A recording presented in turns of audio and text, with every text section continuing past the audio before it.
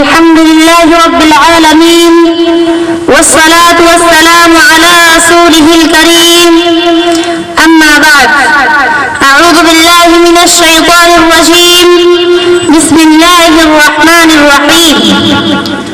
والضحى والليل إذا سجى.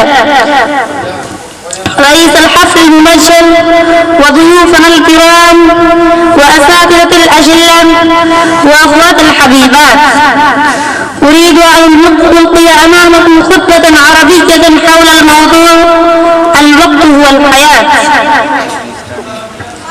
لا شك في أن للوقت أهمية عظيمة في الإسلام ومكانة مرموقة في حياة المسلم، فالوقت هو الحياة، وهو منحة ربانية عظيمة لا يعرف قيمته إلا الرجال الكادحون والرجال الصالحون الذين يجدون ويجتهدون ويقضون لياليهم ونهارهم في القيام بأعمال جليلة.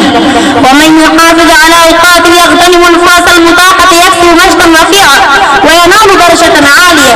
فالإسلام يحث على استغلال الفرص واستثمار الأوقات ويحذر من ضياعها، ومن هنا تتجلى أهمية الوقت.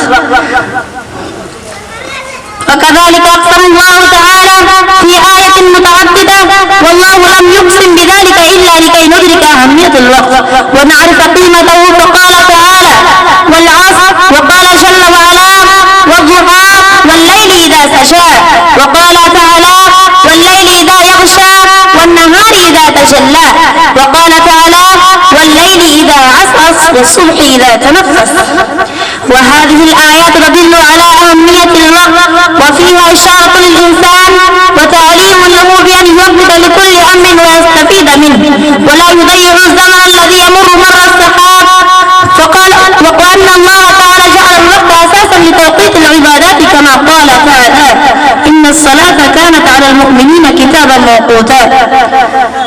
وكذلك سائر العبادات أن لها وقتا معينا لا تقبل إلا في أوقاتها، كالحج بوقته، وصيام شهر رمضان بأوقاتها، والزكاة بوقتها.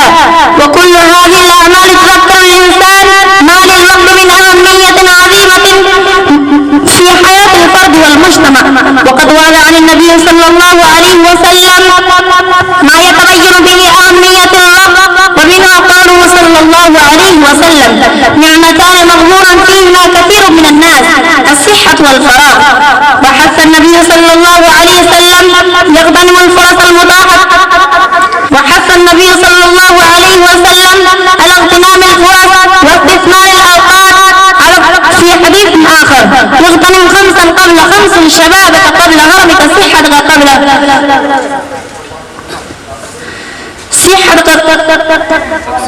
قبل سقمك، وغذاءك قبل فقرك، وفراغك قبل شغلك، وحياتك قبل موتك. أيها المستمعون والمستمعات، إن الوقت سريع الانقضاء، فإنه إذا ذهب لا يمكن أن يعود إلى يوم القيامة ولا يعوض إذا انتهى، والوقت غال ثمين فلا يباع ولا يشترى بل يستثمر.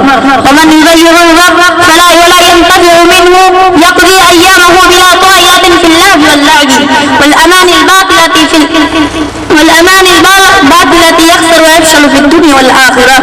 ونظرا لهذه أهمية الوقت، ما للوقت من حياته.